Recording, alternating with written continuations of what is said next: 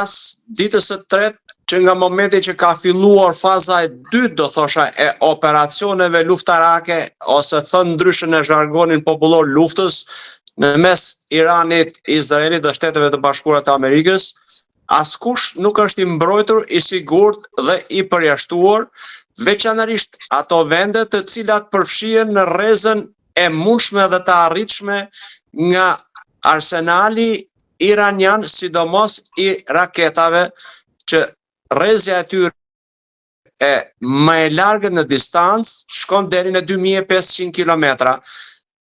Paka shumë jemi edhe ne në kufit e kësaj arritje dhe kësaj rrezikshmërie. Në këto kushte, të gjitha vendet kanë vënë sinjalin e alarmit, masat përgatitore dhe mbrojtëse që duhet të marrin në raste të tilla për të shmangur çdo mundësi goditje që nuk e kemi gjithë në dorë ne, por të paktën për të marrë masa reaguese e reflektuese, mbrojtëse dhe informuese, sidomos për qytetarët. Pra, Reza, ne kemi bërë dhe më përpara këtë bisedë, por tani u rikthye sërish, mund na kap edhe ne 2500 kilometra, pra interkontinentale, raketat balistike, pra mund na prekin edhe ne. Po. Mund na prekin edhe ne, jemi në kufit e kësaj rrezje. Por këtu nuk duhet marrë se vetëm raketat do godasin. Këtu përfshihen edhe mënyrat e tjera të luftrave hibride që futen, gjithë njerëzit që mbështesin kauzën iraniane, që janë të shpërndarë në përbot, që Irani i ka nën kontroll ose i përgatit dhe i trajton, dhe ata mund të ndërmarrin veprime të tilla nëpërmjet formave dhe metodave të ndryshme, edhe në distanca akoma dhe më të largëta, se nuk mund të jenë vetëm raketat balistike që startojnë, fluturojnë dhe shkojnë në objektiv ose arrin të asgjësohen, nëse arsenali i vendit ku sulmohet e ka kapacitetin e nevojshëm për t'i bërë ballë një gjë të tillë. Gjithsesi pra, jemi të kërcënuar, jemi në alert dhe duhet të jemi të përgatitur për çdo rast të mundur, pasi edhe Shqipëria është pjesë, si mund të themi, e objektivit, dhe ne dim se si kemi patur marrëdhëniet me Iranin dhe si ne i kemi shkëputur dhe i kemi përzënë dhe nuk kemi ambasada reciprokisht në të dy vendet, por edhe për shkak të vendosjes së një numri rreth 2-3 mijë mujahedinëve që janë në mans të Durrësit, dhe kjo përbën një risk të shtuar edhe për vendin tonë. General, ju tha që duhet jemi të përgatitur, por në fakt ne kupol të hekur nuk kemi. Çfarë masash mund të marrim? Si mund të përgatitemi?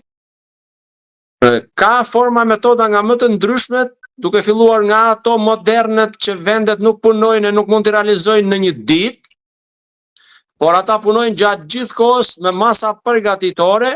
kur e din riskun dhe rrezikun që ju kanoset. Ne nuk i kemi bërë një gjë të tillë dhe nuk kemi kapacitetet e nevojshme për t'i bërë ballë një situate të tillë, por kemi mundësi të tjera, e para për të informuar qytetarët, e dyta për të mos përhapur panik, dhe që është më e rëndësishme e treta për masat e mundshme që ne do të përdorim në raste të tilla dhe si duhet të reagojmë. Pra edhe kjo është e domosdoshme, është e rëndësishme dhe këtë ne mund ta bëjmë, duke filluar nga strukturat shtetërore e duke përfunduar tek kompanitë e tek çdo qytetar. Pra është i domosdoshëm, mendoj unë, informacioni, informimi se çfarë masash, kush janë rreth parë mundësitë e goditjes apo intervenimit që mund të prekin vendin tonë, format dhe metodat e tyre, pasi qytetarët duhet të jenë të informuar e para për të ruajtur e për të shmangur nga këto vende që mund të ketë një gjë të tillë, por për të ofruar ndihmën e shpejtë në rast se ndodh dhe se si pastaj për të shmangur në një farë mënyre atë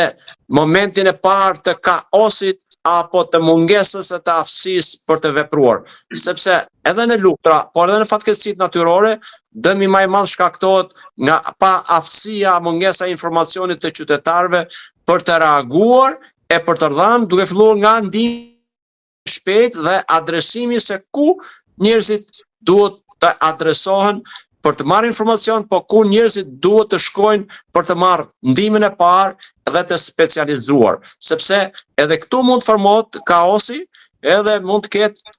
si mund të themi, drejtime të ndryshme ku në vend që ti vish ndihmë një qytetari apo edhe vetes ti shkakton dëme të pa llogaritshme. Kjo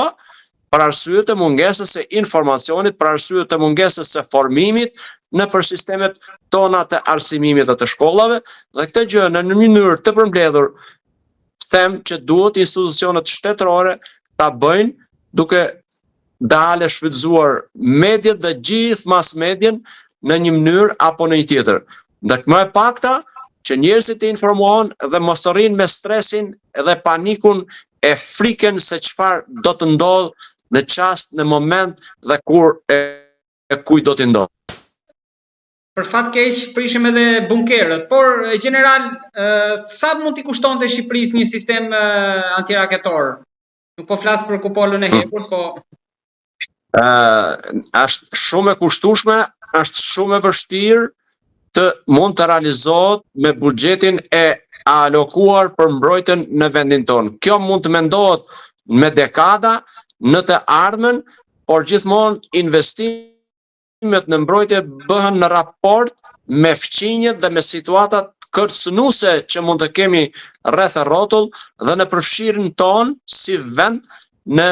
operacione luftarake. Ne kemi dhënë prova si vend, si shtet, gjatë gjithë historisë tonë, që ne nuk kemi qenë agresiv dhe nuk kemi kërcënuar e as sulmuar asnjë vend. Në këto kushte masa mbrojtëse duhen marrë, por jo këtë këtij niveli e kalibri, pasi edhe kërcënimet rreth rrotull nuk janë të këtij niveli, për arsye të marrëdhënieve që kemi me shtete fqinje, për arsye të zhvillimeve të bashkëpunimit dy palësh e shumë palësh, por edhe për arsye të antarësimit në Aleancën e Atlantikut të Veriut, një aleancë politike ushtarake më e gjata dhe më e fuqishme deri në këtë moment. Ndoshta mund na prek edhe fakti që tek bordi i paqes kemi marrë përsipër që të çojmë trupa atje. Mund të prekemi edhe nga kjo se bordi sigur s'është funksionoi për të marrë vendime, por fakti që do marrim pjesë edhe ne atje për dërguar trupa. Dhe kjo na prek, pra mund të jetë pas atyre të Mekut që ndodhen në Tiranë, edhe kjo apo jo? Natyrisht që ndikon kjo. Parë në këndvështrimin e marrëdhënieve diplomatike dhe të diplomacisë në tërësi, ne na prek, por nuk besoj se ka ndikim më negativ se sa ajo që ne, si thush, hoqem marrëdhëniet diplomatike duke larguar ambasadat, nivelin e ambasadave mes Iranit dhe vendit tonë. Nuk besoj se ka në një zhvillim e ndikim më negativ se kaq. Kështu që në këtë kushte ne vazhdojmë të jemi në listën e të padëshiruarve për pjesën e Iranit në këtë rast, por dhe të proksive dhe të mbështetësve të Iranit. General, për të shkuar atje, si mendoni që do vazhdoj, do të zgjerohet konflikti tani në vendet e tjera të lindjes të gjirit aty, apo mund të mbyllet